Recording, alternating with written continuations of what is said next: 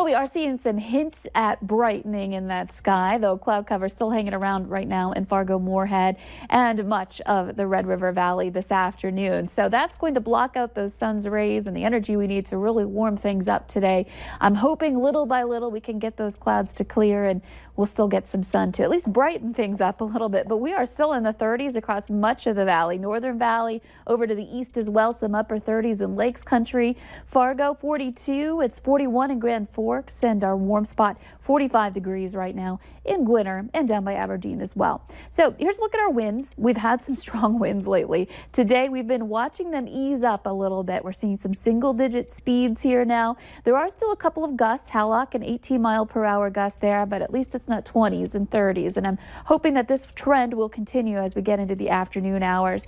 But check out our visible satellite picture here. You can see the clouds just being very stubborn. In fact, this is kind of a cool shot. You can see those lower clouds moving in out of the northwest, moving in one direction, and then those higher thin cirrus clouds rushing at a faster rate of speed up to the northeast. So a couple of directions happening here with our cloud cover and a couple of layers of cloud cover too. But there are some breaks down to the south and west just outside of our viewing area, and we're kind of seeing just a little hint of erosion of that cloud deck right now. We're going to zoom out to show you what's happening across the country. Of course, if you've been paying attention to what's going on around the weather here in the last couple of days, we have a severe weather event that's going to span a few days. Of course, last night and then other parts of the Midwest seeing some storms in eastern parts of Iowa right now, but the severe weather threat for this afternoon and tonight increased for some areas in the plains. Again, Central Plains, Fargo, Moorhead, Red River Valley outside of that threat.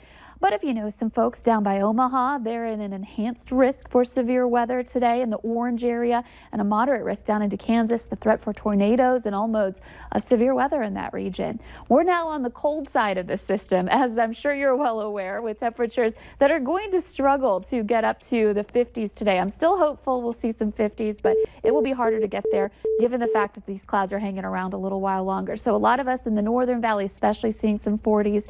And as we get into the nighttime hours tonight, this temperature is dipping again as we start to clear out. Heading into tomorrow morning, notice those temperatures still on the cool side, still into the 30s to start off the day with some clear skies at that point, light wind as well. And we start to warm things up. We've got that sunshine from the start of the day tomorrow. And in addition, we'll start to see those winds switching out of the south and west. That's a helpful warming wind. And we'll get into those low to upper 60s for tomorrow. So we make a really nice turnaround after a one-day cool down. There is a slight chance for a few showers, maybe even a rumble of thunder as we see that warmer air move in. But notice how it just kind of fizzles out in our western and northern viewing area pretty quickly as we head into nightfall tomorrow night. So not a great threat, but one or two shots of rain again for tomorrow night. And that's going to be the case as we move through the next several days. Will be nice and mild temperatures in the upper 60s to some low 70s into the weekend. There may be another little round of a chance for some rain on the weekend as well. But we don't really see a great threat for some of the heavier rain or storms until next week, likely around the Tuesday timeframe, just beyond our extended planner here. So that's something to keep in mind if you're looking for rain, or maybe you want to get in the fields and not see a lot of rain right now either. So that gives you an idea of what's happening. And it's just a one-day cool down. So if you're not liking this, just hang tight. Tomorrow will be better and beyond. Need that encouragement. Yeah. Thank you very much, Lisa.